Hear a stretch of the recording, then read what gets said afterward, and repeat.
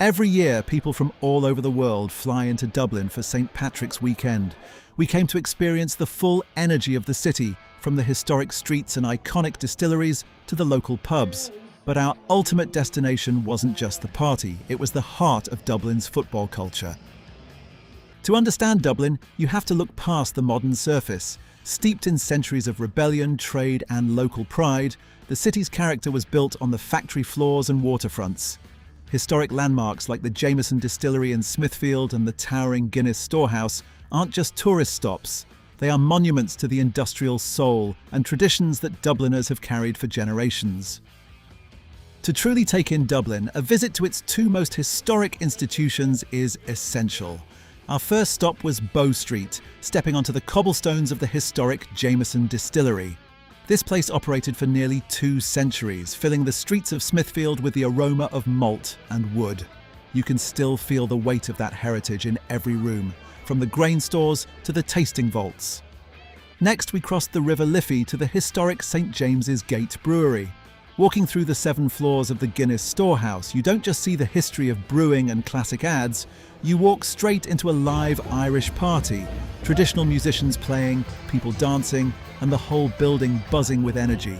Finishing with a freshly poured pint high up at the Gravity Bar with views across the city was the perfect build-up before heading out into the streets.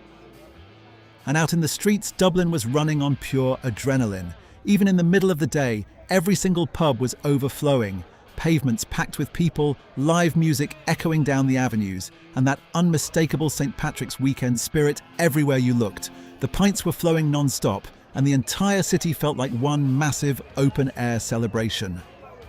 A short trip north of the river brought us to Phibsborough, home of the historic Bohemian FC. Established back in 1890, Bows are a purely 100% member-owned club known for their deep-rooted community values and social activism. Walking up to Dalymount Park, the first thing that hits you is the street art.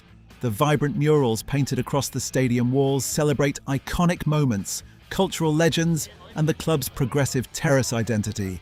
It is an authentic neighbourhood club that wears its heart and history on its sleeve. Stepping into Dalymount Park feels like stepping back in time. Opened in 1901, it is rusted, weathered, and rough around the edges, but full of soul. A true monument to traditional, old-school football.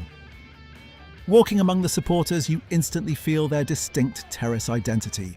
It is a progressive, welcoming community built on mutual respect and working-class solidarity. They don't just come to watch a match, they protect the soul of their club and their neighbourhood. The game started fast, but as time passed, it felt like a sure 0-0. Then came the 90th minute. The football gods stepped in, Bohemians scored, and the stadium totally exploded with flares, smoke, and wild celebrations. Bohemians secure the win as the stadium erupts one last time. St. Patrick's weekend was already turning the city green, but tonight there was an extra reason for the party on the streets. Before leaving Dalymount Park, we have to complete the tradition, printing the memory and leaving it hidden somewhere around the stadium for one of you to discover. Walking away from Dalymount Park with this stunning Gothic church in the background, another chapter comes to an end.